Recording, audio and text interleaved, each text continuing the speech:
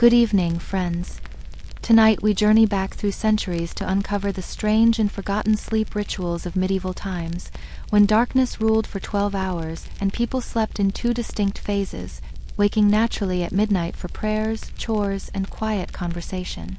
We'll explore smoke-filled chambers where entire families shared single beds with travelers and strangers, discover why our ancestors feared lying flat would invite death itself, and learn how the absence of artificial light created a completely different relationship with night and rest. If gentle, story-rich history helps you unwind, feel free to tap like and subscribe, and in the comments, share where you're listening from and whether you've ever experienced that mysterious midnight waking our medieval ancestors knew so well. I'm always fascinated by how this sleepy community connects across time zones and continents. So, dim the lights. Perhaps light a single candle as they would have done, settle into your modern comfort, and let the peculiar rhythms of medieval nights guide you into peaceful slumber as we begin our journey together. Imagine yourself in a small English village somewhere around the year 1450. The sun has just dipped below the horizon, and darkness is falling like a heavy woolen blanket across the thatched roofs and muddy lanes. Within minutes, the world outside will become so utterly black that you wouldn't be able to see your own hand held inches from your face. This is not the gentle dimness we know today, pierced by streetlights and the glow of distant cities. This is a darkness so complete, so absolute, that stepping outside your door without a rushlight meant risking injury or worse. Medieval chroniclers called it the dead hours, when honest folk retreated indoors and only thieves, spirits, and the desperate dared to move about. Inside a typical peasant cottage, the family is preparing for what they call first sleep. The single room, perhaps 20 feet by 15, houses not just parents and children, but often grandparents, unmarried aunts, and tonight, 2 traveling merchants who paid a penny for shelter. The air is thick with smoke from the central hearth, where a peat fire smolders, releasing its earthy, acrid scent that clings to everything. Hair, clothing, the very walls themselves. There are no bedrooms here, no privacy as we understand it. The entire household shares one large sleeping space, often just a raised platform along the wall covered with straw. On top of this straw lies a rough canvas cloth, and if the family is fortunate, a single woolen blanket that must cover everyone. The merchants have brought their own cloaks, which they wrap tightly around themselves, knowing that body heat is precious currency in these cold October nights. The mother of the house performs the evening rituals that have been passed down through generations. She banks the fire carefully, pushing the glowing embers together and covering them with ash to preserve them through the night. One miscalculation here could mean a cold, dead hearth in the morning, or worse, sparks that could consume the entire dwelling in flames. She mutters a prayer of protection as she works, invoking Saint Florian against fire and Saint Christopher against sudden death in the night.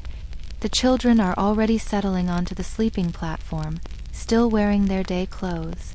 In fact, everyone sleeps fully dressed, adding or removing layers depending on the season. The youngest child, perhaps 5 years old, nestles between his parents for warmth and protection.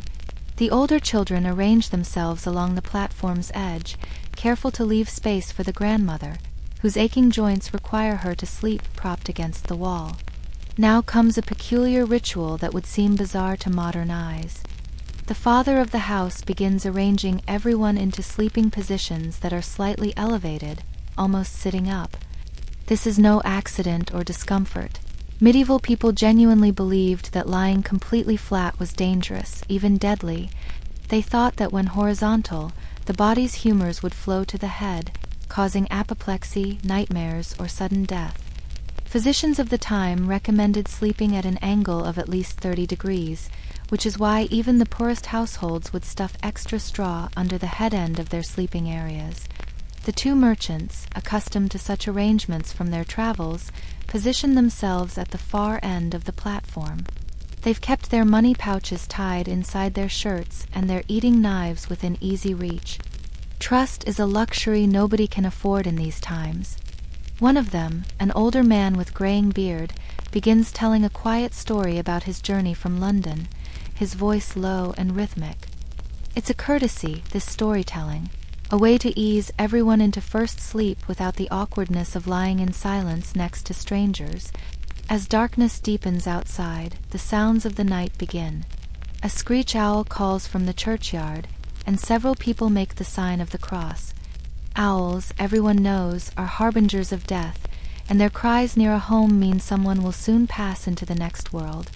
The wind rattles the wooden shutters, and somewhere in the walls, mice scurry through the wattle and daub, searching for grain stores. The concept of first sleep is perhaps the most foreign aspect of medieval slumber to our modern understanding. This wasn't simply going to bed early. It was a deliberate, structured division of the night into two distinct sleeping periods. People would retire shortly after dusk, sleep for approximately 4 hours, then wake naturally around midnight for an hour or two of wakefulness, before returning to second sleep until dawn. This pattern wasn't considered unusual or problematic. In fact, it was so universal that medieval texts rarely bothered to explain it, simply referring to first sleep and second sleep as naturally as we might say breakfast or lunch. Roger Kirch, the historian who brought this forgotten practice to modern attention, found over 500 references to segmented sleep in historical documents, from medical texts to court records, from prayer books to personal diaries. The grandmother begins her nightly prayers, her voice barely a whisper. Matthew, Mark, Luke, and John bless the bed that I lie on. 4 corners to my bed, 4 angels round my head. 1 to watch and 1 to pray, and 2 to bear my soul away. It's a prayer against the night demons that everyone knows prowl the darkness. Demons that could sit on your chest and steal your breath, that could enter through your mouth if you slept with it open, that could possess your soul while it wandered during dreams. These weren't mere superstitions to medieval people. They were documented facts, confirmed by priests and scholars. The incubus and succubus, demons that attack sleepers, were recognized by the church as real threats. People wore amulets to bed, hung dried herbs above their sleeping places, and kept iron objects nearby, believing that cold iron could repel evil spirits. The youngest child whimpers, frightened by the shadows dancing on the walls from the dying fire. His mother soothes him with another prayer, this one to his guardian angel. Angel of God, my guardian dear, to whom God's love commits me here. Ever this night be at my side, to light and guard, to rule and guide. The familiar words work their magic, and soon his breathing deepens into the rhythm of first sleep. But not everyone in the cottage finds sleep so easily. The father lies awake, mentally calculating whether their grain stores will last until the next harvest.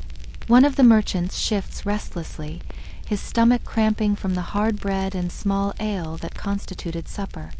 The grandmother's joints ache despite the warm bodies pressed around her, and she knows the midnight waking will bring worse pain when she must rise for necessities. Time passes differently in this complete darkness. Without clocks, without any way to mark the hours except the church bells that ring for matins, lauds, and the other canonical hours, night becomes an ocean of black punctuated only by these distant bronze voices. Some nights the bell ringer oversleeps, and then time seems to stop entirely, leaving everyone suspended in an endless now. The practice of communal sleeping extended far beyond family groups. In towns and cities, inns routinely expected travelers to share not just rooms but beds with complete strangers. A typical inn bed might be 8 feet wide, designed to accommodate 4 or even 6 people. Imagine yourself arriving at a roadside inn after a long day's journey, exhausted and seeking rest, only to be directed to a bed already occupied by 3 unknown men.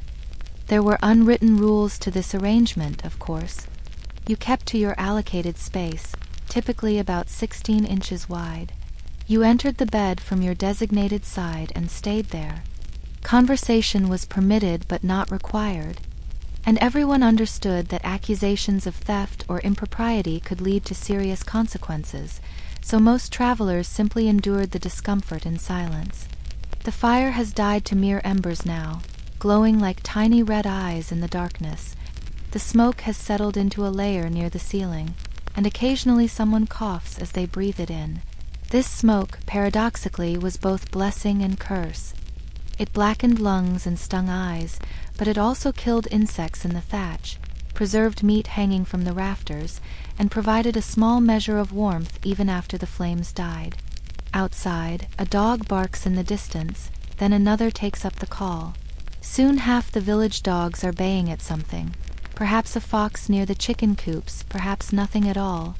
In medieval understanding, dogs could see spirits invisible to human eyes, and their nighttime barking often signified supernatural visitors passing through the village. The older merchant has stopped his storytelling now. His breathing has settled into the steady rhythm of first sleep. But his companion remains wakeful, alert to every sound. He's thinking about tomorrow's journey, about the muddy roads and the forest paths where outlaws might wait. He fingers the pilgrim's badge sewn to his cloak, a pewter scallop shell that marks him as one who has walked to Compostela. It offers some protection, as even thieves think twice before robbing a pilgrim, fearing divine retribution. In this darkness, time seems to slow and stretch. Minutes feel like hours when you cannot see, cannot move without disturbing others, cannot do anything but lie still and listen to the symphony of breathing, snoring, and shifting bodies around you. The grandmother mutters in her sleep, speaking to someone long dead. One of the children whimpers from a dream. The mother automatically reaches out to comfort, her hand finding the small warm body even in complete darkness, a mother's instinct that needs no light. The concept of privacy, as we understand it, simply didn't exist for most medieval people. Every bodily function, every private moment, every intimate conversation happened within sight and earshot of others. Newlyweds consummated their marriages while family members lay just feet away. Women gave birth surrounded by neighbors and relatives. The sick and dying spent their final moments in the same communal space where they had lived. This lack of privacy extended to the most basic human needs. When nature called during the night, people used chamber pots if they were fortunate enough to own them, or simply relieved themselves in a corner of the room designated for that purpose. The smell would have been overwhelming to modern noses, mixing with the smoke, the unwashed bodies, the damp straw, and the animals that often shared the space. Yes, animals. It wasn't unusual for valuable livestock to sleep in the same room as the family.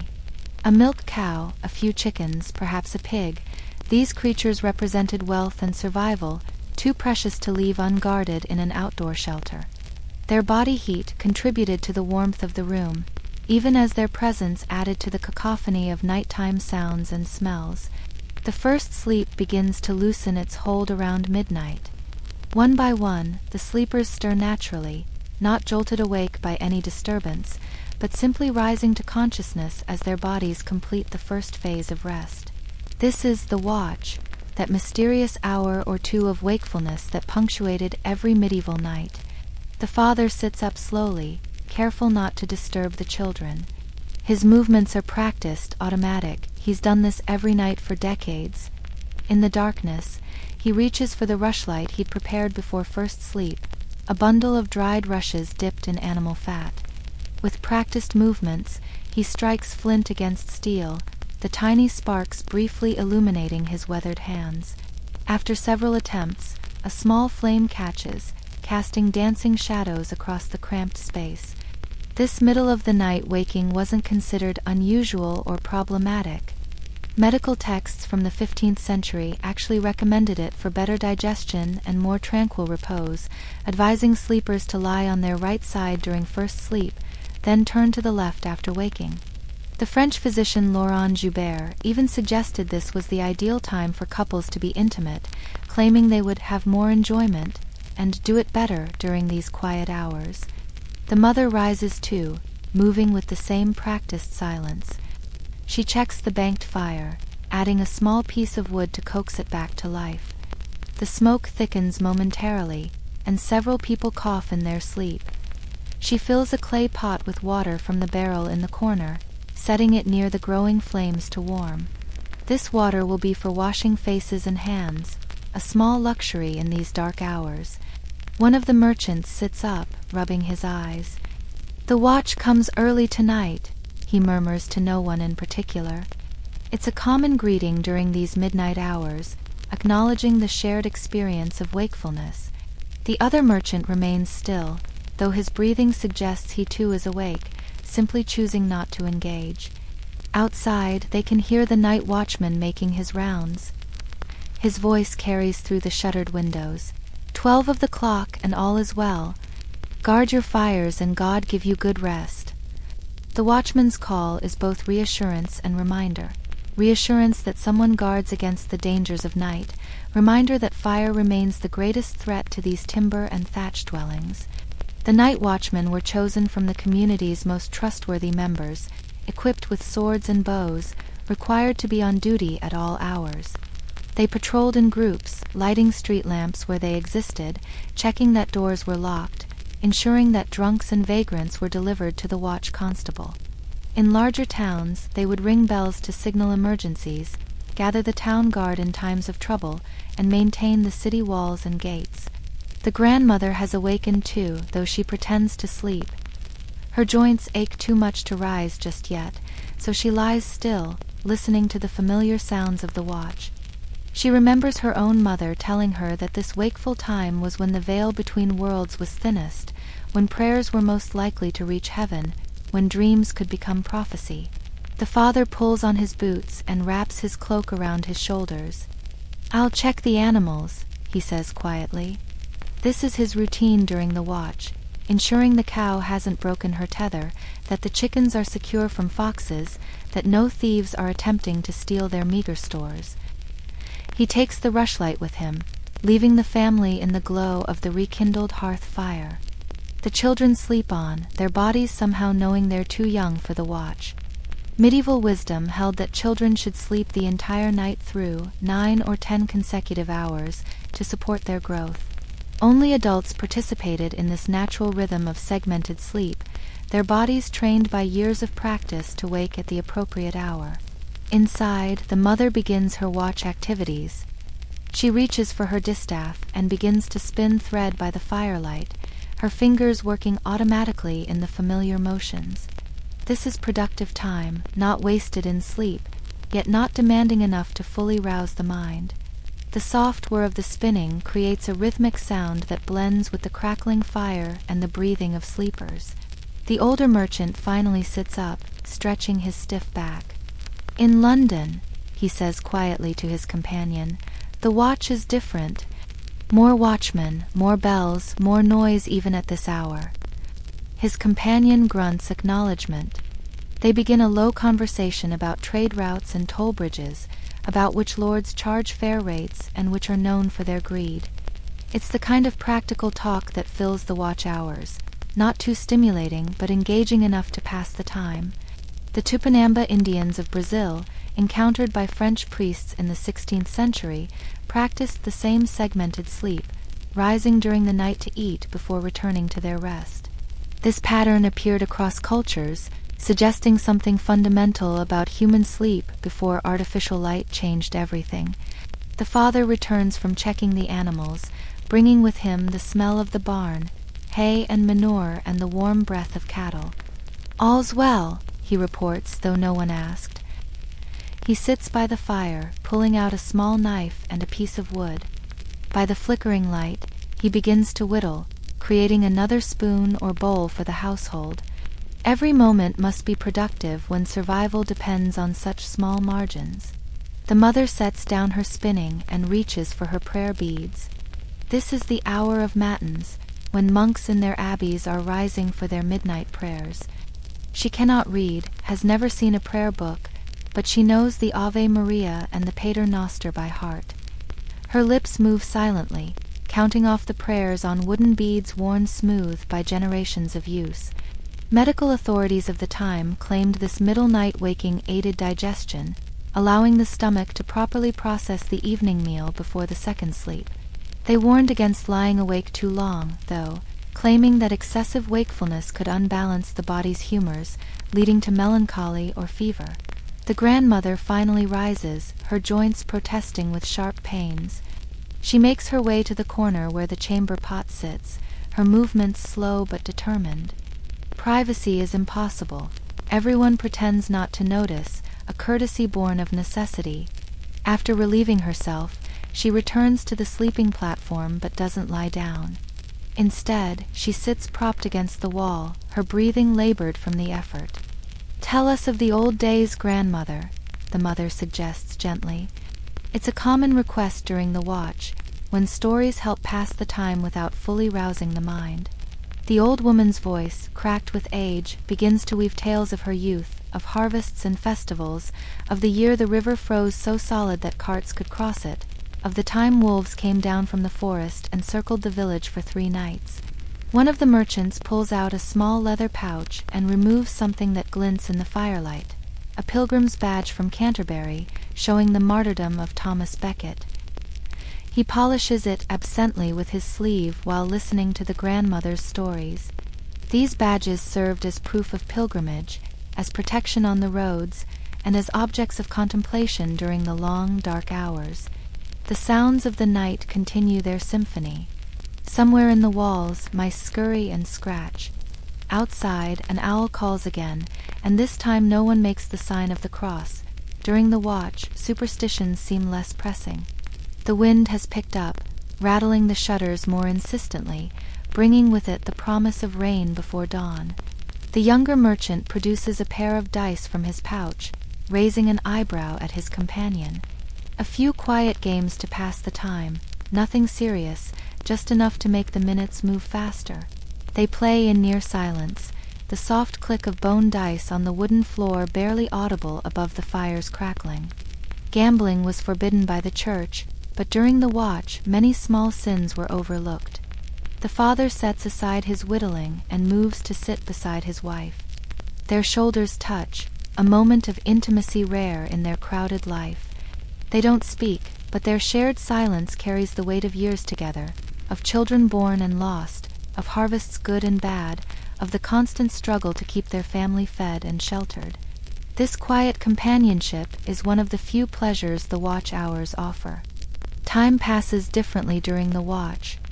Without clocks, people relied on subtle cues, the position of the moon when visible through cracks in the shutters, the changing quality of the darkness, the internal sense that enough time had passed. Some claimed they could feel when second sleep approached, a heaviness that crept back into their limbs, a softening of thoughts that signaled the body's readiness to return to rest. The grandmother's stories have wound down to a murmur, then to silence. She's dozed off sitting up, her head tilted back against the wall, snoring softly. The mother gently helps her lie down, arranging the thin blanket to cover her as best it can. The old woman doesn't wake, already deep in her second sleep. The fire has died back to embers again, and no one adds more wood. Second sleep approaches, and the room should be dark for it. The father banks the coals once more, ensuring they'll survive until dawn. The rushlight has long since burned out, and darkness reclaims the room gradually, like a tide returning. The merchants settle back onto their portion of the platform. One mutters a prayer for safe travel tomorrow, the other simply pulls his cloak tighter and turns toward the wall. Their breathing soon deepens into the rhythm of second sleep, joining the chorus of the household. The mother and father lie down last, resuming their positions around their youngest child. The boy hasn't stirred throughout the entire watch, his sleep deep and untroubled by the adult rhythm of segmented rest. Perhaps in a few years, his body too will learn this pattern, will naturally wake at midnight for prayer and contemplation. But for now, he sleeps the sleep of innocence, unbroken and complete. As second sleep claims the household, the sounds of the night continue. The watchman's voice grows distant as he moves to another part of the village. One of the clock and all is well. The owl has gone silent, perhaps successful in its hunt. The wind continues its rattling of shutters, bringing the promised rain that begins to patter on the thatch roof. This was the rhythm of medieval nights, first sleep, the watch, second sleep, as natural to them as breathing. It wasn't until the advent of artificial lighting, of gas lamps and then electric bulbs, that humanity abandoned this ancient pattern. The industrial age demanded workers who could labor in shifts, who could ignore their bodies' natural rhythms in service of production. Street lighting made the night safe enough for entertainment and commerce, extending the waking day far beyond sunset. But here, in this small cottage in the year 1450, such changes are unimaginable. The family sleeps as their ancestors have slept for countless generations, broken into segments, punctuated by prayer and quiet activity. Their second sleep will last until the cock crows at dawn, when another day of labor and survival begins. The father will rise to tend the animals, the mother to prepare the morning porridge, the children to their various chores, the merchants to continue their journey. The practice of segmented sleep was so universal that medieval writers rarely bothered to explain it. References to first and second sleep appear in legal documents, medical texts, and literature as naturally as we might mention lunch or dinner. Chaucer wrote of characters waking after their first sleep, Shakespeare's characters spoke of it, and countless diary entries from the period mention the watch as an unremarkable part of nightly routine. Modern sleep researchers have found that when people are removed from artificial lighting and allowed to sleep naturally in darkness that lasts 14 hours, they quickly fall back into this segmented pattern. It seems our bodies remember this ancient rhythm, even after centuries of sleeping through the night. The watch, that mysterious midnight waking, may be more natural than the consolidated sleep we now consider normal. As our medieval family settles into their second sleep, the rain intensifies, drumming steadily on the thatch. Water begins to drip through in places, landing with soft plops on the earthen floor. No one stirs. Such leaks are common, to be dealt with in daylight. The animals in their corner shift and settle, the cows breathing deep and regular, the chickens quiet on their roost. This is how most of humanity slept for thousands of years. Not in private bedrooms on soft mattresses, but communally, on straw, fully clothed, waking naturally in the middle of each night. It was a sleep shaped by darkness and danger, by the absence of artificial light, by the rhythms of nature rather than the demands of industry. A sleep that we can barely imagine now, in our world of electric lights and electronic screens, of sleep medications and white noise machines. Yet perhaps, in those moments when we wake naturally at 2 or 3 in the morning, our bodies are remembering this ancient pattern. Perhaps that frustrating midnight waking that sends modern people reaching for their phones or pills is actually an echo of the watch, that once sacred time of prayer and contemplation, of quiet intimacy and gentle productivity. The second sleep deepens as rain continues to fall on the medieval village. Tomorrow will bring its struggles, the constant battle against hunger, disease, and the harsh realities of medieval life. But for now, in these last hours before dawn, the family rests in their segmented slumber, following the natural rhythm that governed human sleep for millennia before the modern world changed everything. We turn now from the nameless cottage to a stone house on a narrow London street, sometime in the year 1387. Above Aldgate, one of the ancient gates of the city, Geoffrey Chaucer sits awake during the watch, a candle flickering beside him, illuminating sheets of parchment covered with his careful script. While the city sleeps its first sleep below, the man who would become the father of English literature transforms his midnight wakefulness into verses that will echo through centuries. Imagine this scene. A modest chamber, perhaps 12 feet square, its walls lined with manuscripts and ledgers from his work as a customs official. The furniture is simple but well made, a writing desk of oak, a chair with a cushion, a chest for his clothing and documents. Through the window, when he pulls back the heavy curtain, he can see the darkness of London spread below, punctuated here and there by the faint glow of watchmen's torches. Chaucer was not born to nobility, though he moved in noble circles. His father was a vintner, a wine merchant who had done well enough to place his son in aristocratic households as a page. This middle position, neither peasant nor peer, gave Chaucer a unique vantage point from which to observe medieval society in all its complexity. And observe he did, especially during those quiet hours of the watch when the mind turns contemplative. The candle beside him is beeswax, not tallow, a luxury he can afford thanks to his various positions in royal service. Beeswax burns cleaner and brighter than animal fat, without the acrid smoke that would sting his eyes during long writing sessions. The light it casts is steady, golden, allowing him to see the words forming beneath his quill without straining. He dips his quill, made from a goose feather carefully trimmed and split, into the ink horn at his elbow. The ink, a mixture of iron salts and oak galls, has thickened in the cool night air. He adds a drop of wine to thin it, a trick learned from the scribes at court. The familiar scratch of quill on parchment fills the silence as he continues his work on what will become the Canterbury Tales. Tonight, he's crafting the Knight's Tale, and he pauses to consider a line about sleep itself. The night was short and fast by the day, that needs cost he must himself array. Even in his poetry, the assumption of broken sleep appears. The night is short because it's divided, and his night rises during the watch just as Chaucer himself has risen. The practice of writing during the watch wasn't unique to Chaucer. Many medieval scholars and clerics used these quiet hours for intellectual work. The mind, they believed, was clearer after first sleep, refreshed but not yet burdened by the day's concerns. Thomas Aquinas reportedly did much of his theological writing during these hours, claiming that solutions to complex problems often came to him in the stillness between sleeps. Chaucer's London was a city of perhaps 40,000 souls, crammed within ancient Roman walls. During the day, its streets teemed with merchants, craftsmen, nobles, and beggars.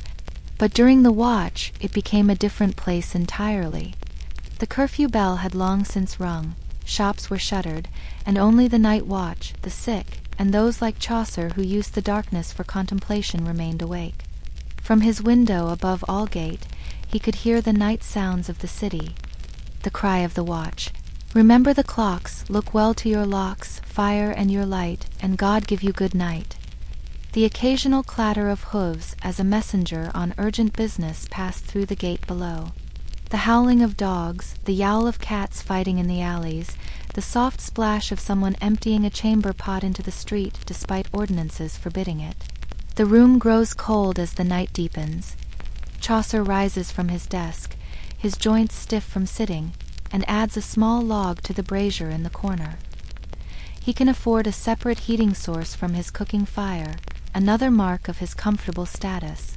The warmth spreads slowly through the room, and he returns to his writing, pulling his fur-lined robe closer around his shoulders. His wife, Philippa, sleeps in the adjoining chamber. Their marriage, like most medieval unions of their class, was partly practical. She was sister to Catherine Swynford, mistress and later wife to John of Gaunt, one of the most powerful men in England. Through these connections, Chaucer gained protection and position. But there seems to have been affection too, references in his poetry to companionship and comfort that suggest personal experience.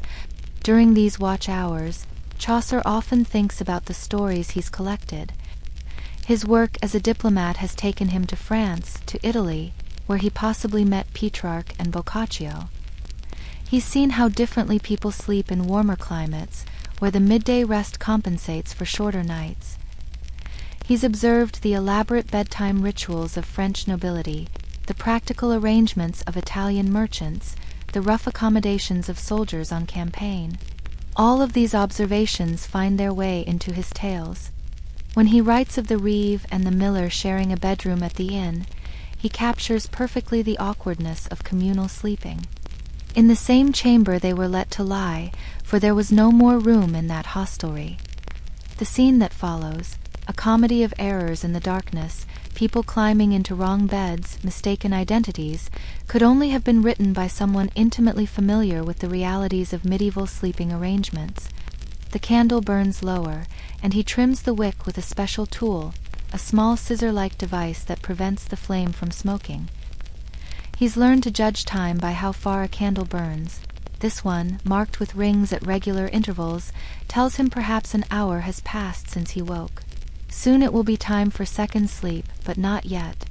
There are still lines to write, ideas to capture before they fade. He thinks of his character, the wife of Bath, and how she might describe her 5 husbands' sleeping habits. One who snored like a bellows, another who thrashed about like a landed fish, a third who insisted on sleeping with his sword beside the bed. These details, drawn from countless observations during his travels, give his characters the breath of life.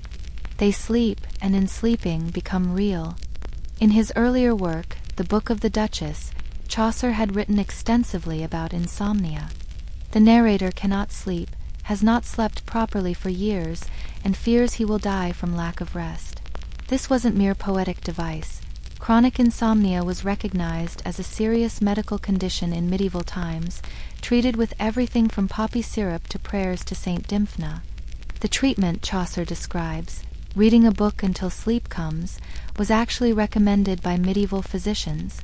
They believed that gentle mental occupation could quiet the troubled spirits that caused wakefulness. But they warned against reading anything too exciting or disturbing, recommending instead histories, philosophy, or poetry with regular meter that might lull the mind. As he writes, Chaucer occasionally pauses to listen to the sounds of his household. A servant sleeps on a pallet outside his door, protection against intruders and a reminder of his status. Below, in the gateway itself, guards keep watch through the night, their presence both comforting and distracting. Sometimes he hears them talking, their voices drifting up through the floorboards, discussing everything from the price of bread to rumors of French invasion. The ink on his latest page needs time to dry. He sprinkles it with fine sand, then stands to stretch his back. Walking to the window, he looks out over London's sleeping rooftops. Here and there, a faint light glows, another wakeful soul making use of the watch hours. Perhaps a baker beginning his early work, perhaps another scholar or merchant working on accounts, perhaps a mother tending a sick child. Medieval London had attempted to regulate these nighttime activities.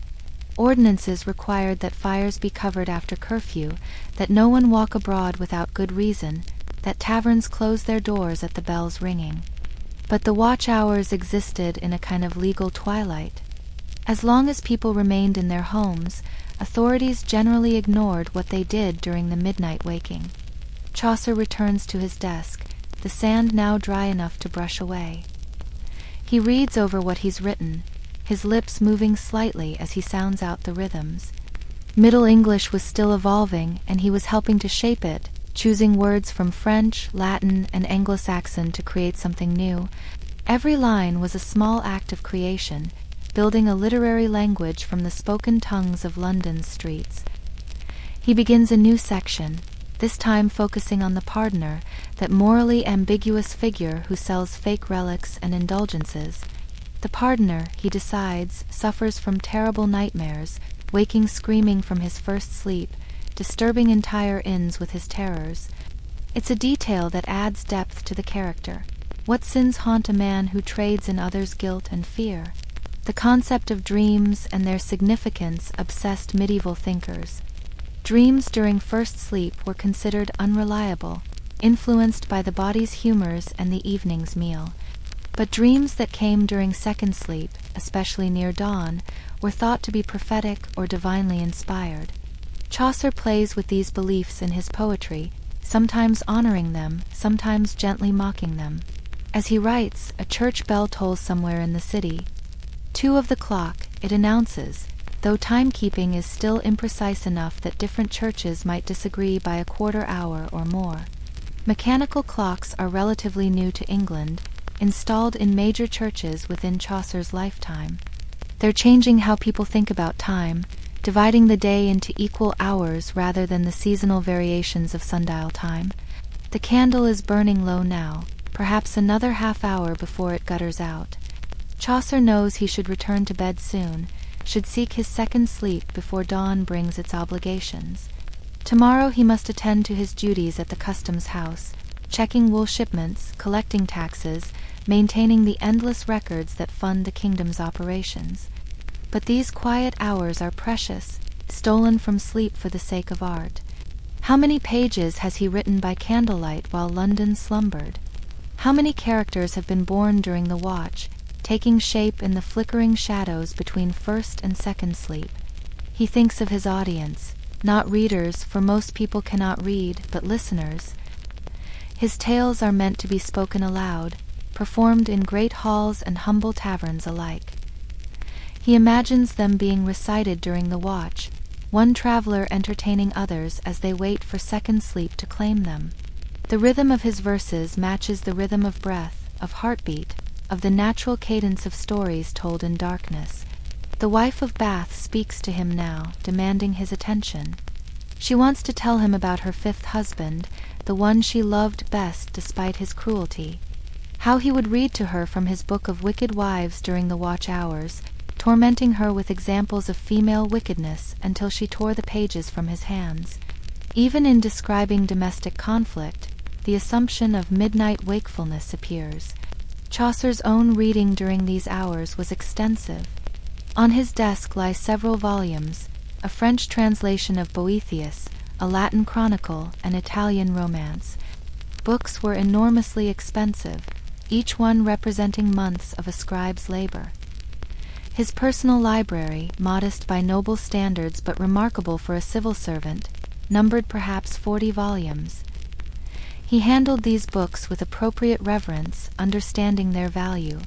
Each one was bound in leather or wood, some decorated with metal clasps and corners. On cold nights like this, the parchment pages would be stiff, crackling slightly as he turned them.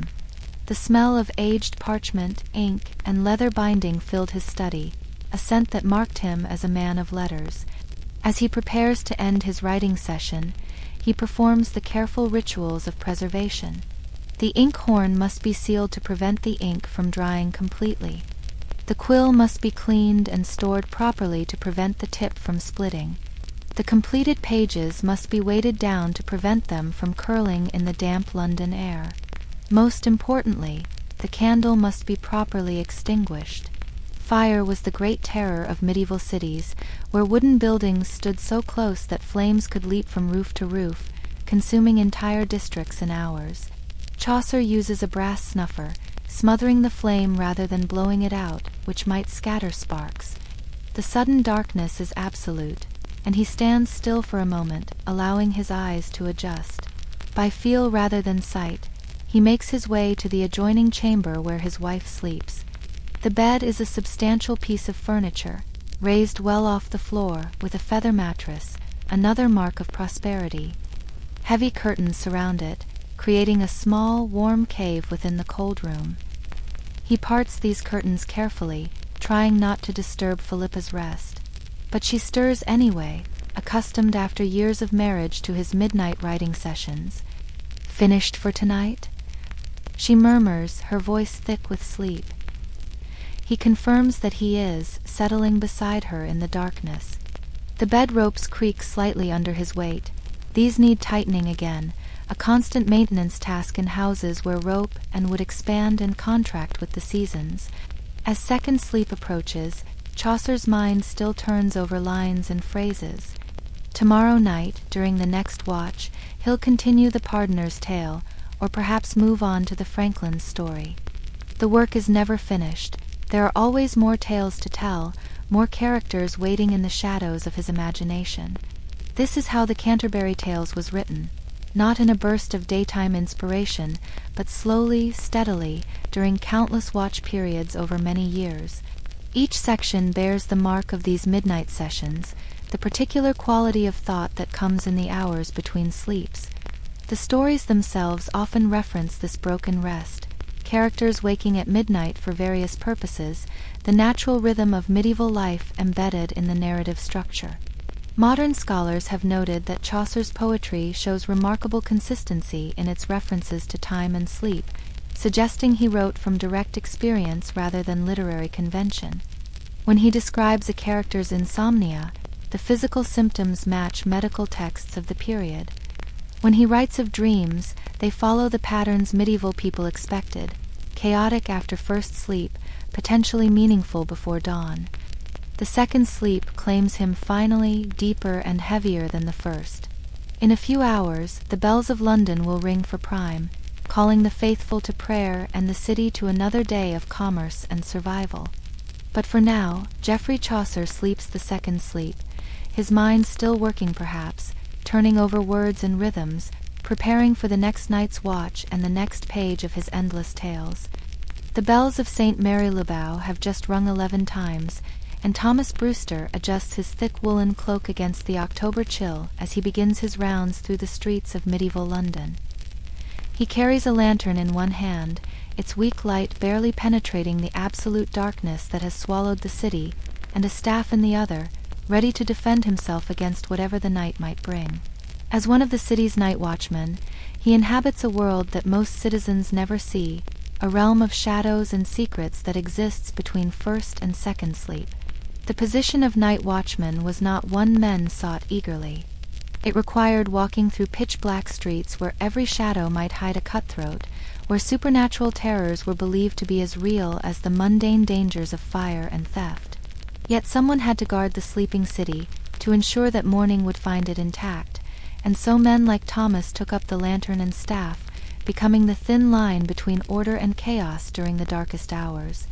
Tonight, Thomas is joined by two other watchmen, Old William, who has walked these streets for 20 years and knows every alley and doorway by touch alone, and young Robert, barely 16, whose father paid good coin to secure him this position as an alternative to apprenticeship. Together they move through the streets in a practiced formation, their footsteps echoing off the overhanging buildings that lean so close together that neighbors could shake hands across the gap. The darkness they navigate is unlike anything we modern people can imagine. This is not merely the absence of streetlights. This is the complete obliteration of visual reference. On a cloudy night like this, with no moon or stars visible, the darkness is so total that a man could walk straight into a wall without seeing it approach. The only light comes from their lanterns, and these cast more shadows than illumination, creating a moving sphere of dim visibility in an ocean of black. They stop first at the house of a wealthy merchant whose wife reported strange noises during the previous night's watch. Thomas knocks 3 times with his staff, the agreed-upon signal that identifies him as the watch. After a long moment, a shutter opens above, and the merchant's face appears, lit by a rushlight from within. "All's quiet tonight, Master Watchman," he calls down, "though I'd be grateful if you'd check the alley beside. I swear I heard whispering there during the watch." The alley in question is narrow, barely wide enough for a man to walk through without turning sideways. William goes first, his experience making him the natural leader in such situations. The lantern light reveals nothing unusual at first, just the typical detritus of city life, some broken pottery, a dead cat, the inevitable human waste that accumulates in such places. But then William stops, holding up his hand for silence. There, scratched into the plaster of the wall, are symbols that make all 3 men step back and cross themselves. These are not mere graffiti, but carefully drawn signs that speak of darker purposes. A pentagram, inverted, with Latin words around its edges that none of them can read but all recognize as unholy. Below it, what appears to be dried blood, though in this light it could be anything. "Witchcraft," Robert whispers, his young voice cracking with fear. William shakes his head. "Maybe, or maybe just someone wanting us to think so. There's them as use such signs to keep people away from their hiding places." But even old William sounds uncertain, and they all know that whether the signs are genuine or false, they must be reported to the authorities come morning. They continue their rounds, checking that doors are properly barred, that no fires burn unattended, that the ordinances of the night are being observed. At each major intersection, Thomas calls out the hour and the state of the streets. 11 of the clock and all is well. Guard your fires and God give you good rest. His voice carries through the sleeping city, a reassurance to those lying awake during their first sleep that someone watches over them. The science behind this segmented sleep pattern that the watchman guard would not be understood for centuries. Modern researchers have discovered that when humans are exposed to natural darkness for extended periods, 14 hours or more, they naturally fall into this biphasic pattern. The body produces different hormones during each sleep phase, with prolactin levels rising during the wakeful period between sleeps, creating a state of peaceful restfulness that some describe as meditative. During the winter months, when darkness lasted up to 16 hours, this pattern was even more pronounced. The first sleep would begin shortly after sunset, around 6 in the evening, lasting until 10 or 11. Then came the watch period, lasting 1 to 2 hours, followed by second sleep until dawn. This rhythm was so ingrained that people's bodies would maintain it even when traveling, even when ill, even in the face of disruption. As the watchmen turn onto Cheapside, the city's main commercial street, they encounter another group making use of the midnight hours. These are not criminals or vagrants, but members of what might be called the night workforce, bakers beginning their early labors so fresh bread will be ready at dawn, night soil men collecting human waste from cesspits, carriers bringing goods into the city under cover of darkness to avoid the daytime crowds. The bakers' ovens glow like dragons' mouths in the darkness, and the smell of baking bread mingles with less pleasant odors. Thomas nods to Master Baker Whitbread, who is known for keeping honest hours and fair prices. "Any troubles tonight, Master Baker?" Thomas asks. The baker, his face red from the heat of his ovens, shakes his head.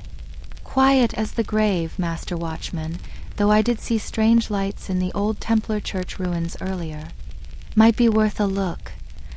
The ruins of the Templar church are a place the watchman would prefer to avoid.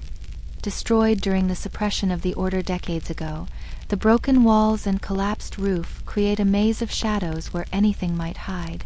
Local legend says the ghosts of executed knights walk there, seeking vengeance on those who betrayed them. More practically, it's a known gathering place for those whose business cannot bear daylight scrutiny. As they approach the ruins, William douses his lantern, and the others follow suit. Better to approach in darkness than announce their presence. They move slowly, feeling their way along the familiar street, until they can see flickering lights within the ruins. Not ghostly lights, but very real torches or candles, and with them, the low murmur of voices. Creeping closer, they can make out perhaps a dozen figures, all cloaked and hooded, standing in a circle within what was once the church's nave. One figure, taller than the rest, appears to be leading some kind of ceremony. His voice rises and falls in a rhythmic chant, though the words are not in English or Latin, but something older, something that makes the watchman's skin crawl. These midnight gatherings were more common than official records suggest. Some were relatively innocent. Groups of scholars discussing ideas that the church might find heretical, merchants making deals away from the eyes of guild inspectors, lovers meeting in secret. But others were darker, involving practices that blurred the line between ancient folk magic and outright devil worship. Thomas must make a decision. Confronting a dozen people with only 3 watchmen would be foolish, possibly fatal, but ignoring such a gathering would be dereliction of duty. He chooses the middle path, memorizing faces where he can see them, noting distinguishing features of clothing and bearing. This information will be valuable to the authorities, who can investigate more thoroughly come daylight. As they retreat from the ruins, young Robert stumbles over something in the darkness. His hand comes away sticky with what even in the dim starlight is clearly blood. Fresh blood. Following the trail with their rekindled lanterns, they find its source, a goat, throat cut, its body still warm. A sacrifice, then, which transforms what they witnessed from mere suspicious gathering to something far more serious. The practice of animal sacrifice, though officially condemned by the church, persisted in various forms throughout the medieval period.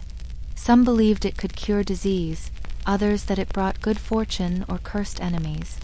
The watchmen know that where animal sacrifice occurs, human sacrifice might follow. There are whispered stories of children disappearing, of bodies found drained of blood, though whether these are true or merely tales to frighten the credulous remains uncertain. They continue their rounds, but the night feels different now, more oppressive, as if the darkness itself has taken notice of them. Every shadow could hide a cultist, every sound might herald danger. This is the reality of the night watch, long periods of mundane checking punctuated by moments of genuine terror. Near the river, they encounter a more common but no less disturbing sight. A body lies half in, half out of the Thames mud, the receding tide having revealed what someone hoped would be carried out to sea. Thomas approaches carefully. Sometimes the apparently dead were merely unconscious drunks, but this one is definitely deceased, the skull crushed by some heavy implement. This is the 5th body they've found this month, all showing signs of violence, all stripped of anything valuable. The killer or killers remain unknown, striking during the darkest hours when even the watch cannot be everywhere. Thomas makes note of the location and position of the body. Come morning, the coroner will examine it, though the chances of identifying the victim or finding the murderer are slim. The art of navigating these pitch-black streets required skills that seem almost supernatural to modern minds. Experienced watchmen like William could tell their location by the feel of the cobblestones under their feet, each street having slightly different stones laid in different patterns. They navigated by sound, using the echo of their footsteps to judge the width of streets and proximity of walls. They knew every turn, every doorway, every hazard by heart. On nights when fog rolled in from the Thames, even these skills might fail. Men would become lost literally yards from their own doors, wandering in circles until dawn revealed their location. The fog muffled sound, making echolocation impossible, and its moisture extinguished torches and lanterns. On such nights, the watchman would string ropes between known points, creating guidelines through the murk. As they pass through Pudding Lane, where the butchers' shops cluster, they disturb a pack of dogs fighting over scraps. The animals scatter at their approach, but not before Thomas notices something troubling. These are not the usual street mongrels but well-fed hunting dogs, their collars marking them as belonging to noble houses. What are such animals doing loose in the streets at night? Following the direction the dogs came from, they discover the answer. A noble's house stands with its gate ajar, an unthinkable breach of security. Thomas pounds on the gate with his staff, calling out his identity, but receives no answer. Cautiously, the 3 watchmen enter the courtyard. The scene that greets them is one of chaos. Furniture overturned, tapestries torn from walls, signs of a violent struggle. But no bodies, no blood except a few spatters on the rushes covering the floor. The house has been ransacked, but this was no ordinary robbery. Thieves would have taken the silver plate that still sits on the sideboard, the jeweled dagger that lies abandoned on the floor. In the master's study, they find evidence of what might have truly happened here. Papers burn in the fireplace, though Thomas manages to pull a few partially charred documents from the flames. Even with his limited reading ability, he recognizes official seals, legal documents, what appears to be correspondence with foreign merchants. This looks less like robbery and more like someone covering their tracks, destroying evidence of something. The mystery deepens when they find the servants' quarters empty, beds unslept in, no sign of struggle there. It's as if the entire household simply vanished during the night, leaving only the dogs and the signs of violence in the main house. Thomas knows this is beyond the authority of simple watchmen. Come morning, the alderman and perhaps even the Lord Mayor will need to be informed. They lock the gate as best they can and continue their rounds, but the night has taken on an even more sinister quality. 3 major incidents in one night: the cultists in the ruins, the body by the river, and now this mysterious vanished household, suggest something larger at work, some conspiracy or catastrophe brewing in the darkness. The human mind, when deprived of visual input, begins to create its own reality.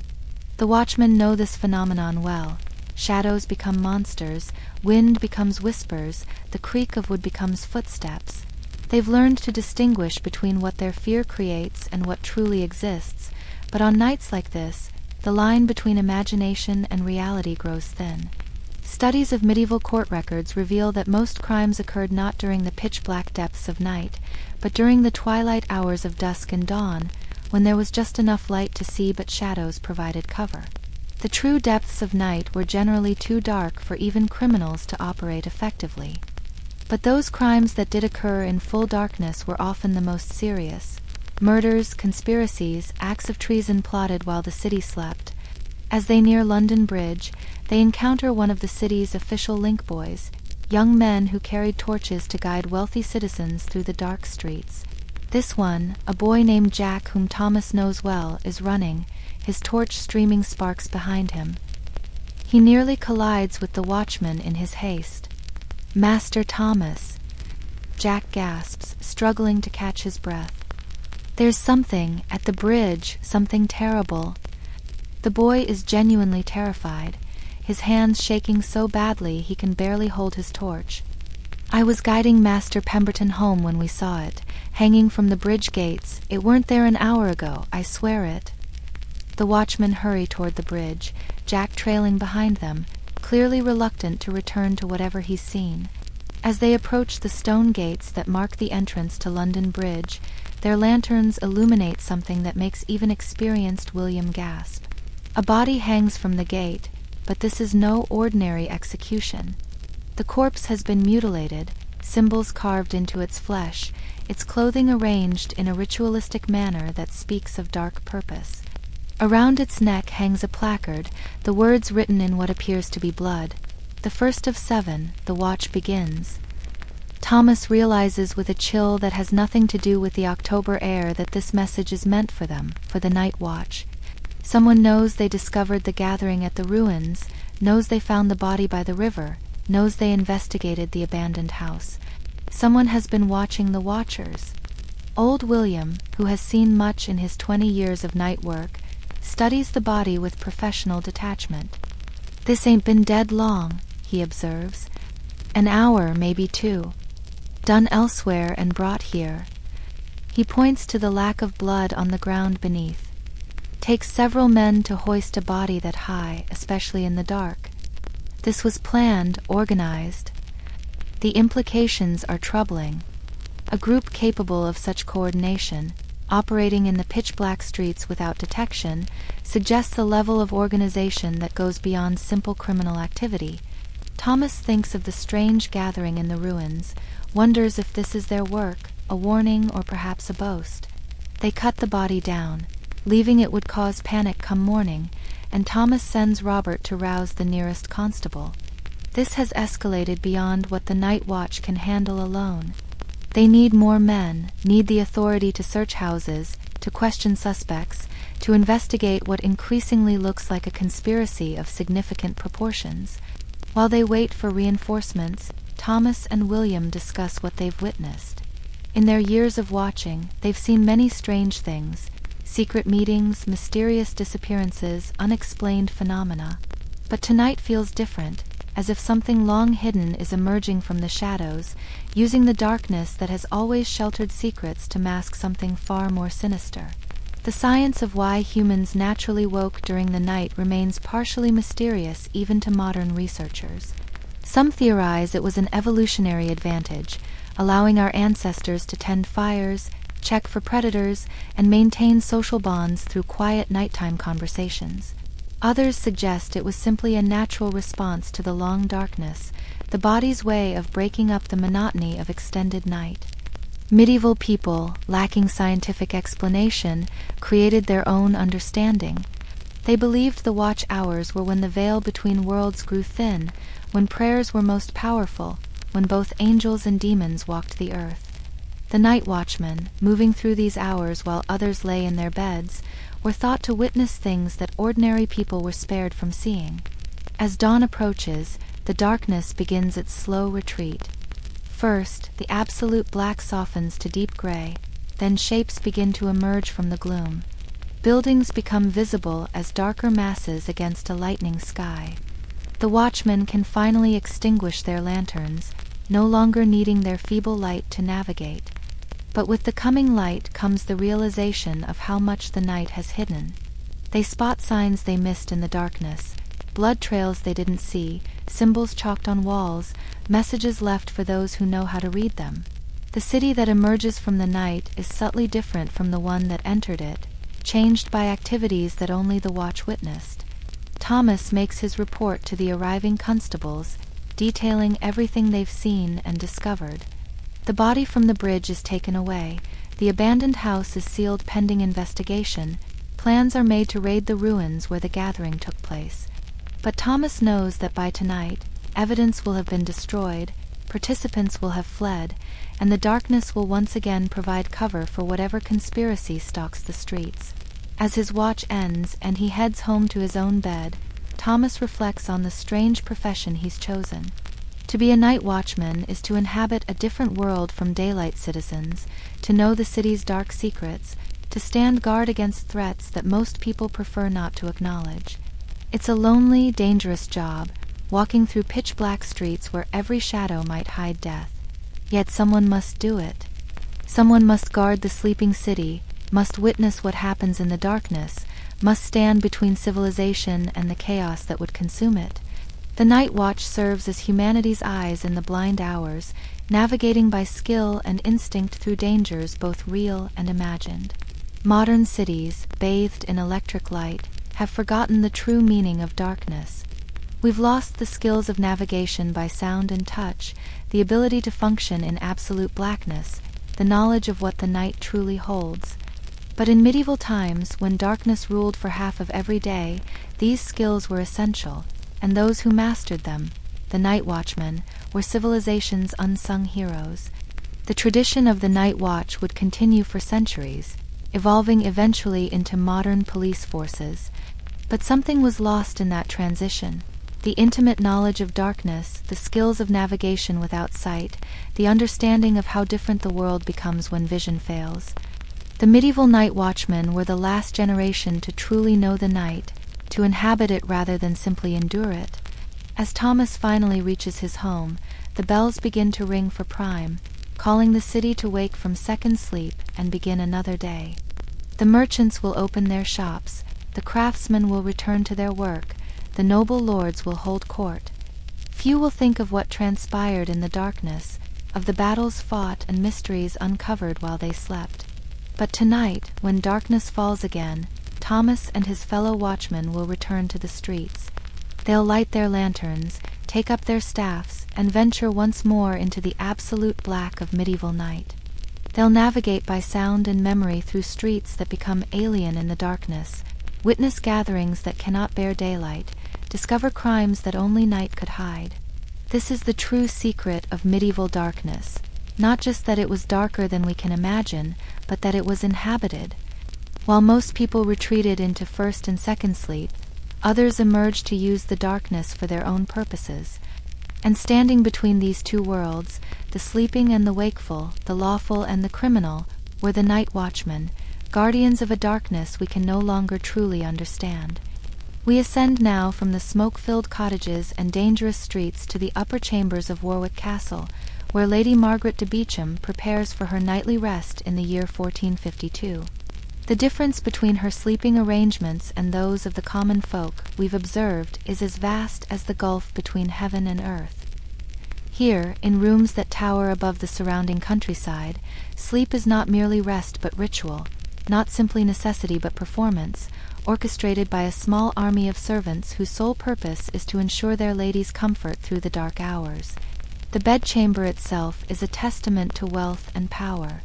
25 feet square, with a ceiling that soars 15 feet overhead, decorated with painted stars on a deep blue background that seems to mirror the night sky. Windows of precious glass, a luxury beyond the dreams of common folk, are covered with thick tapestries depicting scenes from the Romance of the Rose. These tapestries do more than decorate. They insulate against the cold that seeps through even the finest glazing, creating a barrier between the noble sleeper and the harsh realities of medieval night. At the center of this space stands the bed itself, a monument to privilege that cost more than a peasant family might see in a lifetime. The 4 posts, carved from solid oak, rise 8 feet high, supporting a canopy of heavy crimson velvet trimmed with gold thread.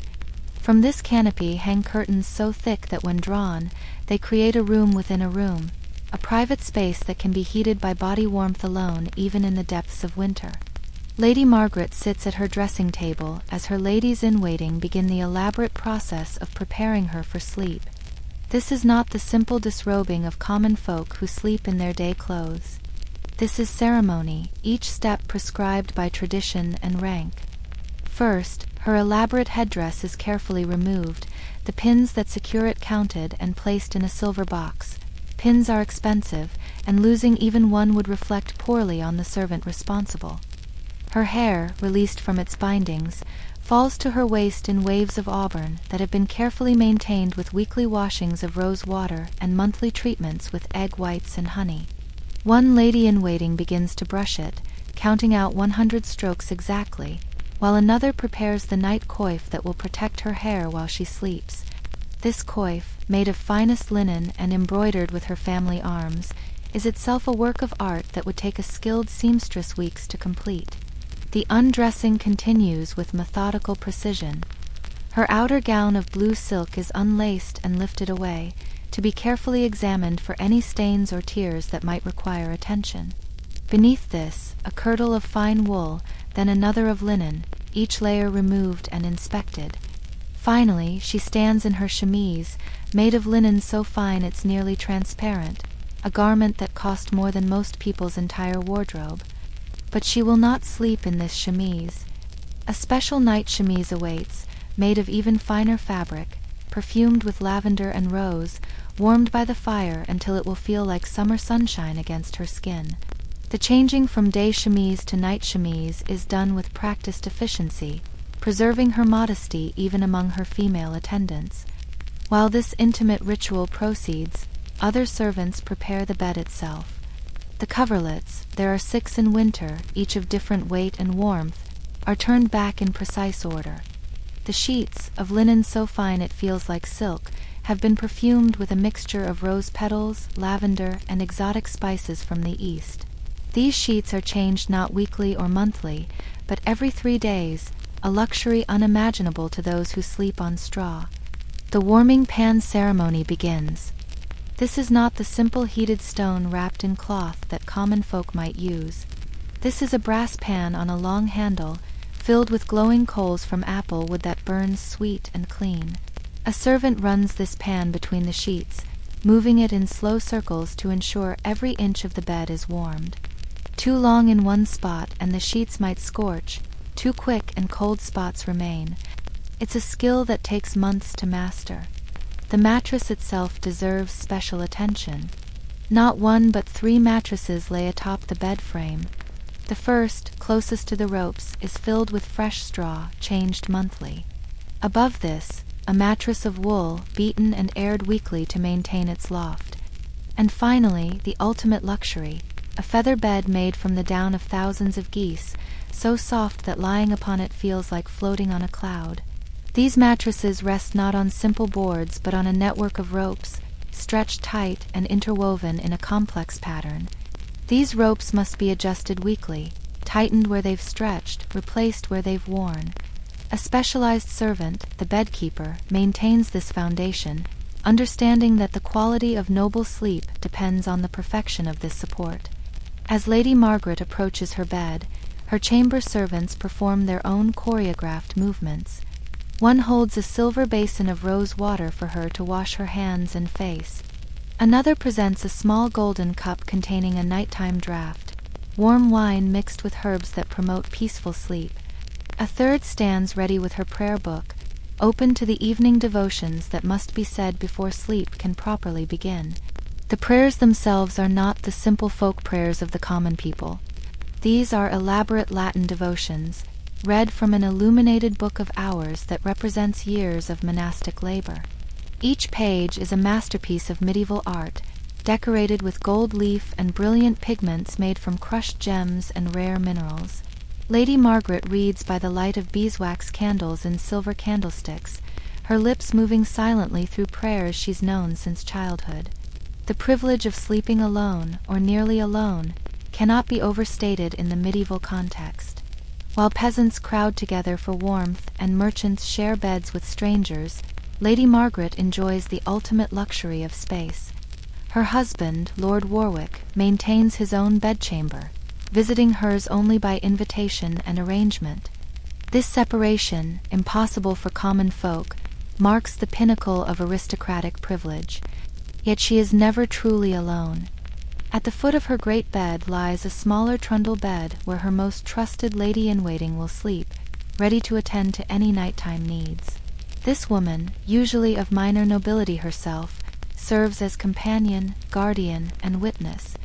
She must be alert enough to respond if called, but discreet enough to ignore private moments. It's a delicate balance that requires years of training to perfect. Beyond the bedchamber door, in the antechamber, sleep 2 more servants on pallets. These are the night attendants, chosen for their light sleeping and quick response. One is always technically awake, maintaining the fire that heats the chamber, ensuring that the cold never penetrates the noble sanctuary.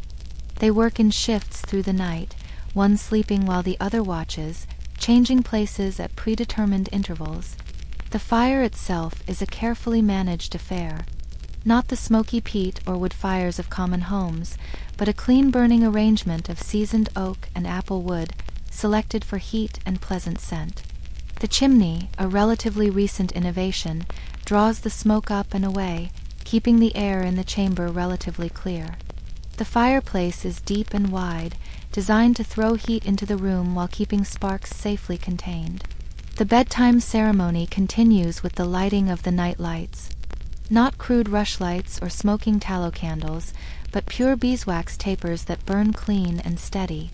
These are placed in specific locations, one near the door for the attending servants, one near the prayer stand should Lady Margaret wish to read during the watch hours, and one special candle, blessed by the priest, that burns all night to ward off evil spirits. The final preparation involves the arrangement of objects around the bed.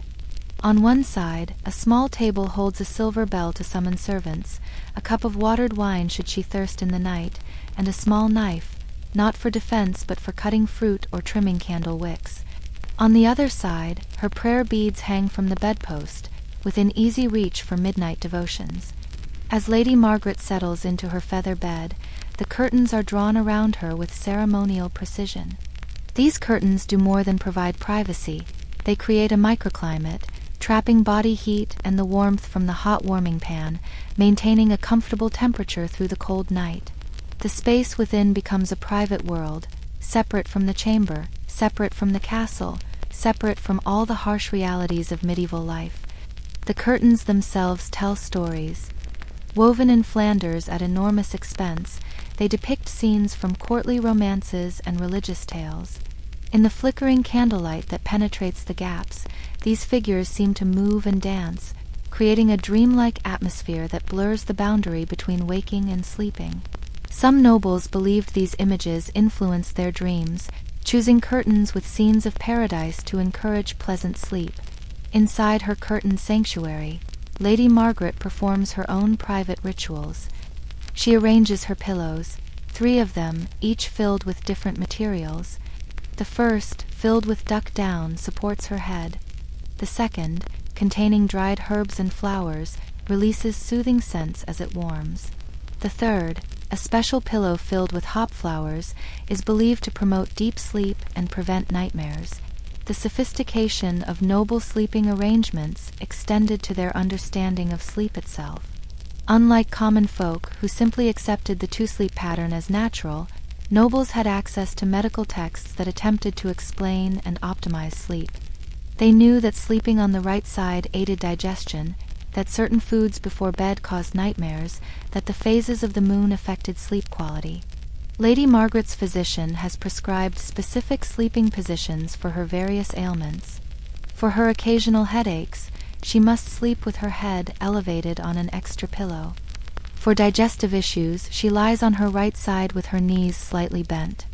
These prescriptions, based on the medieval understanding of the 4 humors, may seem quaint to modern medicine, but they represent serious attempts to use sleep as a therapeutic tool. The watch hours in a noble household are different from those in common homes. When Lady Margaret wakes naturally around midnight, she doesn't rise to spin or tend fires. Instead, if she wishes, she can summon her servants with a gentle ring of the silver bell. They will bring her refreshment, perhaps sweet wine and delicate wafers or fresh fruit preserved in honey. During these wakeful hours, she might have her lady-in-waiting read to her from a book of romances or religious texts.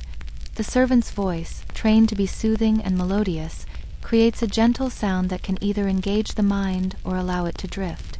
This is a luxury beyond price, to have literature performed privately in the dark hours, to be entertained without effort. Sometimes during the watch, Lord Warwick might visit, entering through the connecting door between their chambers. These midnight meetings, away from the formal scrutiny of court life, allow for private conversations about estate management, political alliances, or family matters.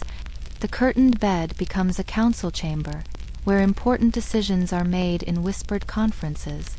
The noble approach to the dangers of night differs markedly from common folks' fearful prayers and protective charms. While peasants huddle together fearing demons and spirits, nobles employ more elaborate protections. Holy relics in jeweled cases are placed near the bed.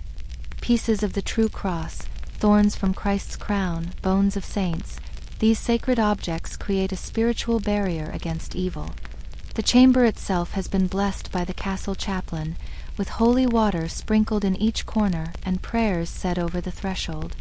Special marks are carved into the doorframe, not the crude symbols of folk magic but official Christian protections, the Chiro, the IHS monogram, crossed keys of St. Peter. These signs announce to any supernatural visitor that this space is under divine protection. Physical security is equally elaborate.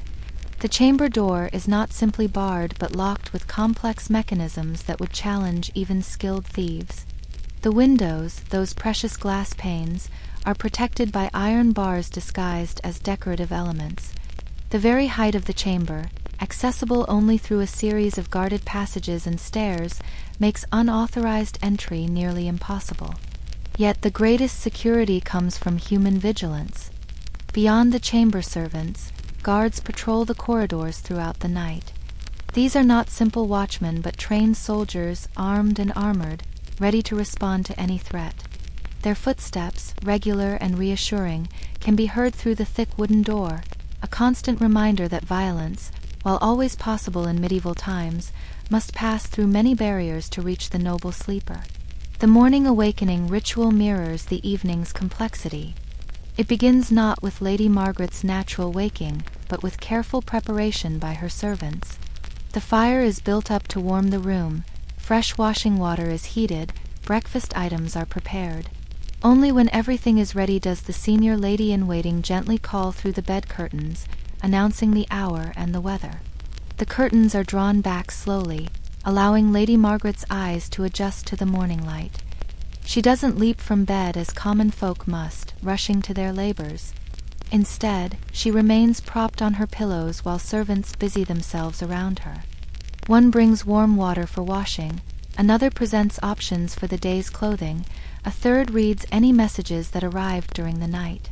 This gradual transition from sleep to wakefulness is considered essential for noble health. Physicians warn against sudden rising, claiming it disturbs the humors and can lead to apoplexy.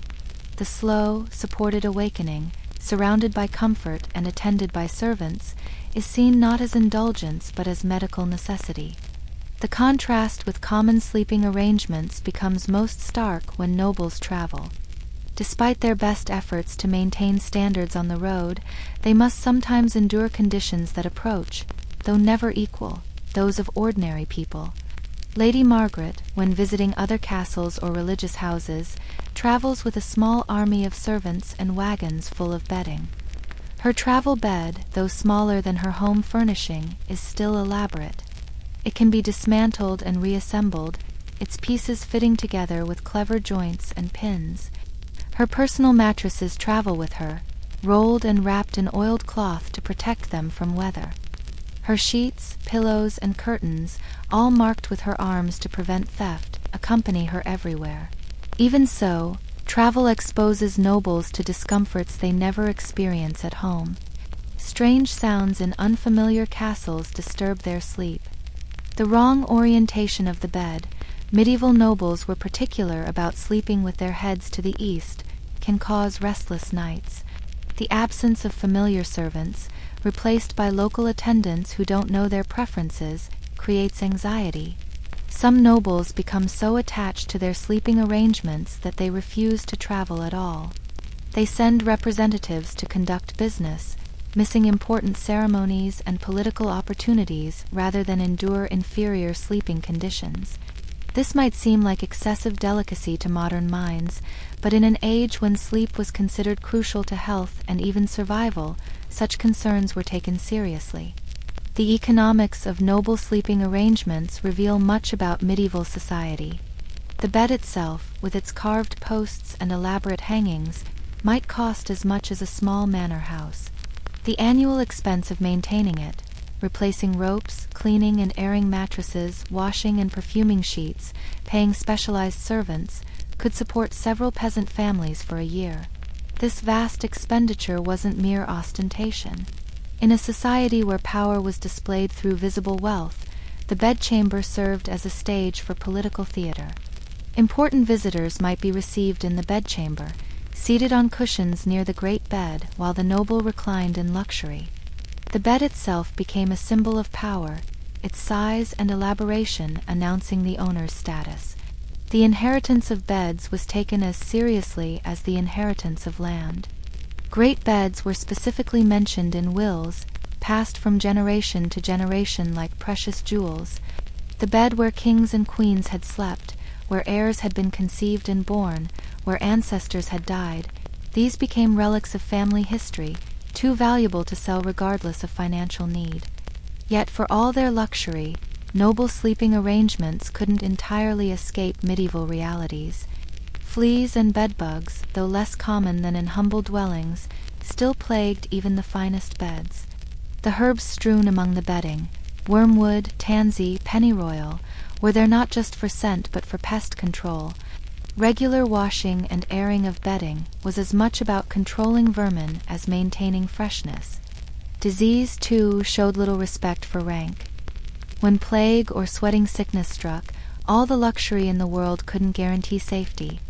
The very curtains that provided warmth and privacy could trap diseased air, the servants who attended so carefully could carry infection, the visitors received in the bedchamber could bring death with their presence. The noble bedchamber also served as a medical center when illness struck. Physicians would examine urine by candlelight, prescribe bloodletting to be performed in bed, order specific arrangements of pillows and curtains to promote healing. The bed would be surrounded by braziers burning medicinal herbs. The curtains might be changed to different colors believed to affect recovery. Special mattresses filled with healing plants might replace the usual down. As we observe Lady Margaret settling into her second sleep, surrounded by luxury unimaginable to the peasants we observed earlier, we see both the vast gulf between social classes and the common humanity that united them. Rich or poor, all medieval people navigated the long darkness, all experienced the watch between first and second sleep, all faced the fundamental vulnerability of unconsciousness in a dangerous world. The difference lay not in the basic human need for sleep, but in the resources available to meet that need. While peasants huddled together for warmth, nobles commanded fire and fur. While common folk muttered simple prayers against night terrors, nobles deployed armies of servants and holy relics. While ordinary people accepted discomfort as inevitable, nobles transformed sleep into an art form, surrounding it with ritual, luxury, and meaning. Yet perhaps the greatest privilege of noble sleep was not the physical comfort but the mental peace. To sleep knowing that guards watched the doors, that servants tended the fires, that tomorrow's needs were already provided for. This freedom from anxiety might have been the ultimate luxury. While peasants woke worrying about survival, nobles could afford to wake thinking about politics, art, or romance. The elaborate sleeping arrangements of medieval nobles would persist for centuries, reaching their peak in the great state beds of the Renaissance. But already in Lady Margaret's time, we can see the seeds of change. Glass windows were becoming more common, reducing the need for heavy curtains. Chimneys were improving, making rooms less smoky. The Black Death had begun to alter social structures, giving common people more bargaining power. Most significantly, the idea that sleep could be controlled, optimized, made comfortable through human effort rather than simply endured, was beginning to spread beyond the nobility. Wealthy merchants were beginning to imitate noble sleeping arrangements, buying four-poster beds and feather mattresses. The guild system was creating a middle class that could afford some luxuries previously reserved for aristocracy. As dawn approaches and Lady Margaret's servants begin preparing for her morning ritual, we see in her elaborate arrangements both the pinnacle of medieval sleeping culture and hints of its eventual transformation. The two-sleep pattern that governed both noble and common rest would persist for several more centuries, but the conditions under which people slept would continue to evolve. The great beds would become even more elaborate, the rituals even more complex, until finally the weight of tradition would collapse under its own elaboration. The Industrial Revolution would democratize comfort while destroying the natural rhythms of segmented sleep. Electric light would banish the darkness that made elaborate bedtime preparations necessary. Central heating would eliminate the need for curtained beds and warming pans. But here, in this moment in 1452, Lady Margaret sleeps in perfect medieval luxury, suspended between first and second sleep, protected by stone walls and loyal servants, surrounded by beauty and comfort, yet still subject to the same basic rhythms that govern the poorest peasant's rest. Her elaborate bed, for all its luxury, remains a response to the same fundamental challenge: how to find safety and comfort in the long, dangerous darkness of medieval night. And so, dear listener, we reach the end of our journey through medieval nights, having walked from the smoke-filled cottage where entire families shared single beds, through Chaucer's candlelit study where literature was born between sleeps, along pitch-black streets with the night watch, and finally into the curtained luxury of noble chambers. Each scene we've witnessed tonight reveals a different facet of the same jewel, the strange, segmented sleep that once governed all human rest. As you lie in your modern bed, perhaps already drifting towards sleep, consider how different your experience is from those we've observed. Your room, even in darkness, is never truly dark. Perhaps a digital clock glows nearby, streetlights filter through your windows, the LED indicator on some device pierces the shadows. You sleep alone or with a chosen partner, not pressed against strangers for warmth and protection. Your mattress, whether simple or luxurious, would seem miraculous to medieval sleepers who knew only straw and, if fortunate, feathers. Most significantly, you expect to sleep through the night in one unbroken stretch, fighting against any midnight waking as if it were an enemy of rest. Yet as we've seen, for thousands of years, humans naturally woke between first and second sleep, using those quiet hours for prayer, contemplation, conversation, and creativity. That frustrating 3 a.m. waking that sends you reaching for your phone might actually be your body remembering its ancient rhythm, calling you to the watch that your ancestors knew so well. The transformation from segmented to consolidated sleep didn't happen overnight. It was a slow process, beginning with the spread of artificial lighting.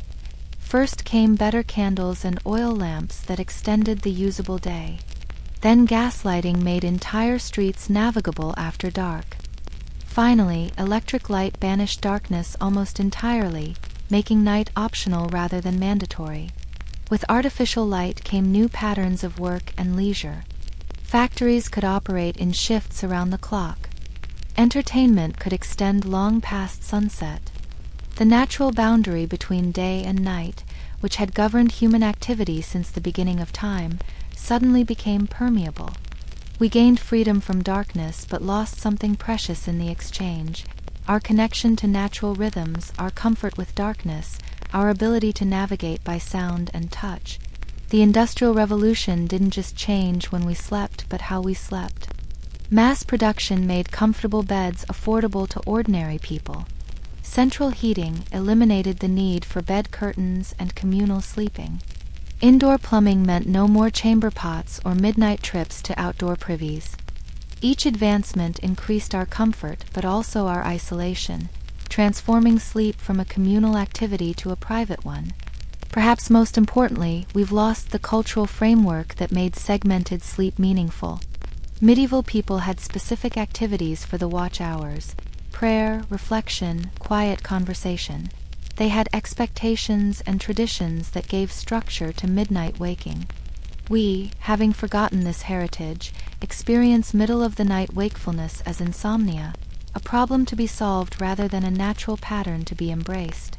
Modern sleep science has rediscovered what medieval people knew intuitively: that human sleep is more complex than simply shutting down for 8 hours.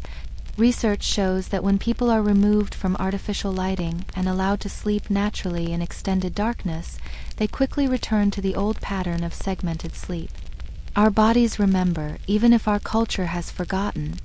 Yet we cannot simply return to medieval sleeping patterns. Our world has changed too fundamentally. The demands of modern life, structured around consolidated sleep, would make true segmented sleep impractical for most people. We cannot recreate the absolute darkness that made the watch hours special. We cannot rebuild the communal sleeping arrangements that provided both discomfort and comfort, danger and security. What we can do is learn from our ancestors' relationship with sleep and darkness. We can recognize that our current sleep troubles might stem not from personal failure, but from fighting against ancient rhythms.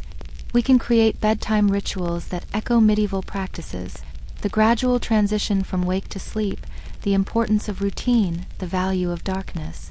We can appreciate that sleep has always been both biological necessity and cultural practice, shaped by technology, society, and belief. As you drift toward sleep tonight, perhaps you'll think of that medieval cottage, where an entire family shares warmth and space, where the fire must be carefully banked to survive until morning. Perhaps you'll imagine Chaucer at his desk, transforming midnight wakefulness into immortal literature.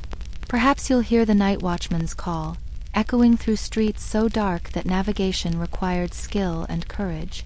Perhaps you'll envision Lady Margaret in her curtained bed, surrounded by luxury yet still subject to the same basic need for rest.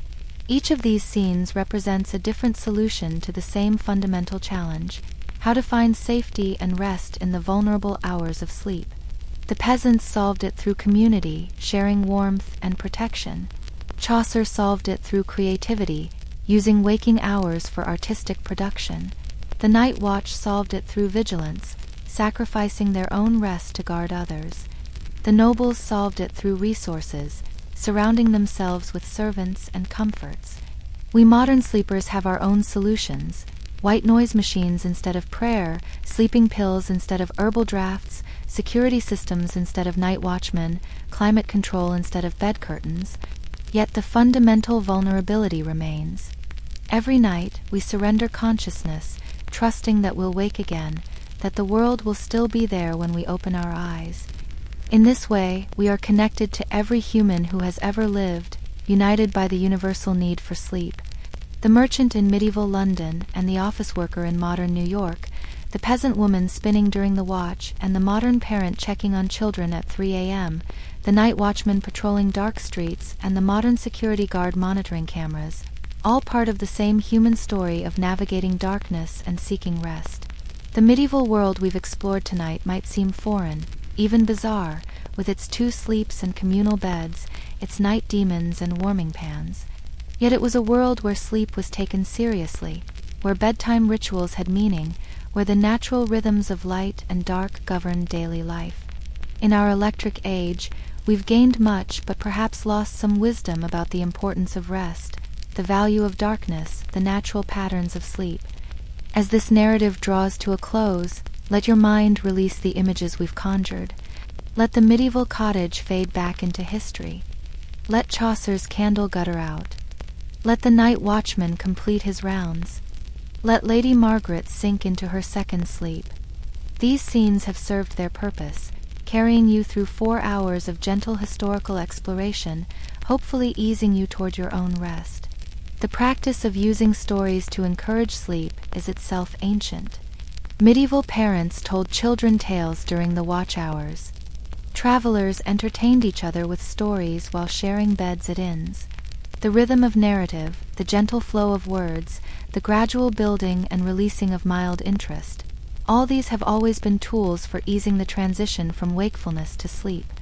Tonight, you've been part of that tradition, listening to stories of sleep while seeking sleep yourself. Perhaps you've already drifted off, these words becoming part of your dreams. Perhaps you're still awake but feeling that heaviness in your limbs that signals approaching rest. Either way, you've participated in an ancient human practice, using narrative to navigate the vulnerable transition from consciousness to sleep. Modern life offers us unprecedented comfort and safety in our sleeping hours. We need not fear the cold that threatened medieval sleepers with death. We need not worry about demons or spirits attacking in the night. We need not share our beds with strangers or livestock. We need not wake at midnight unless we choose to.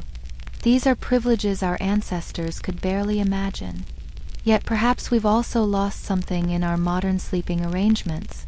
the enforced quiet of the watch hours that encouraged contemplation, the communal sleeping that built bonds of trust and mutual dependence, the absolute darkness that made candlelight precious and daylight sacred, the natural rhythm that connected us to centuries of human experience.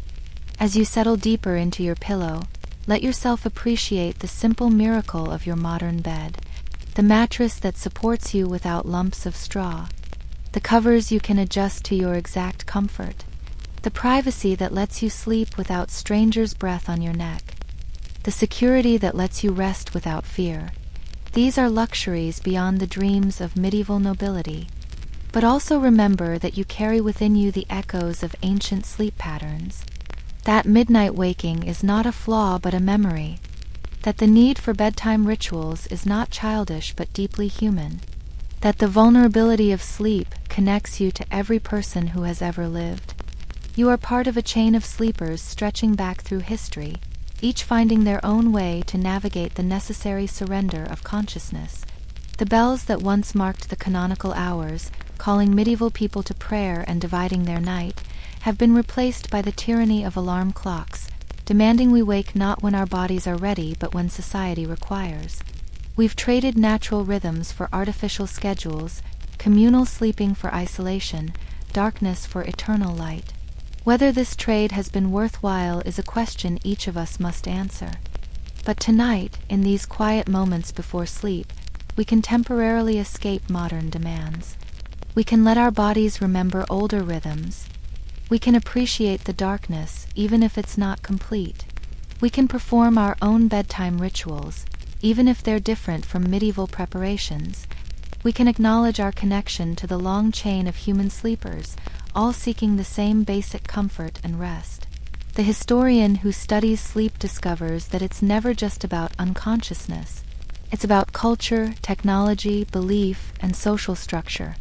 The way people sleep reveals how they live, what they fear, what they value, how they understand their place in the universe. Medieval segmented sleep tells us about a world governed by natural light, where community trumped privacy, where the supernatural seemed as real as the physical. Our modern consolidated sleep tells its own story, of artificial light conquering darkness, of privacy becoming paramount, of efficiency and productivity reshaping even our rest. Future historians will look back at our sleeping habits with the same fascination we feel for medieval practices, wondering how we could sleep with electronic devices beside our beds, how we could ignore our natural rhythms, how we could treat sleep as an inconvenience rather than a necessity. Let these thoughts drift away now, like smoke from a medieval hearth dissipating in the night air. You don't need to hold on to the facts and figures, the names and dates. Let them fade. What matters is not the information but the journey, not the destination but the gentle path we've walked together through historical darkness. If you wake in the night, and statistics suggest you might, perhaps you'll remember that such waking is not abnormal but ancient. Perhaps you'll lie still for a moment, imagining yourself in that medieval cottage, surrounded by sleeping family, waiting for second sleep to claim you. Perhaps you'll think of Chaucer, using such moments for creativity. Perhaps you'll simply accept the waking as natural, without anxiety or frustration. The medieval night, with all its terrors and discomforts, is gone forever, banished by progress and technology. We cannot go back, wouldn't want to go back, to a world of segmented sleep and communal beds, of absolute darkness and constant vulnerability. But we can learn from it, can understand that our modern sleep problems might stem from fighting against ancient patterns, from losing touch with natural rhythms. Sleep well, modern dreamer, in your private bed, your climate-controlled room, your electric-lit world.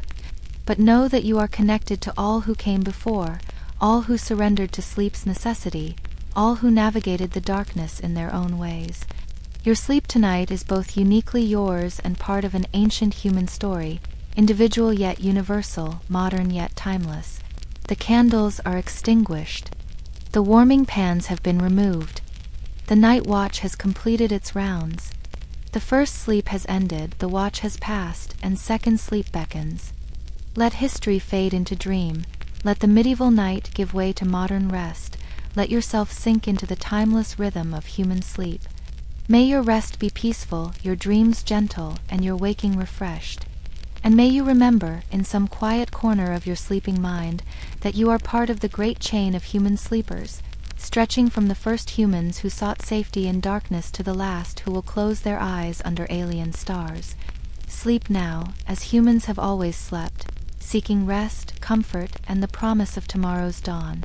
Good night, gentle listener. Good night.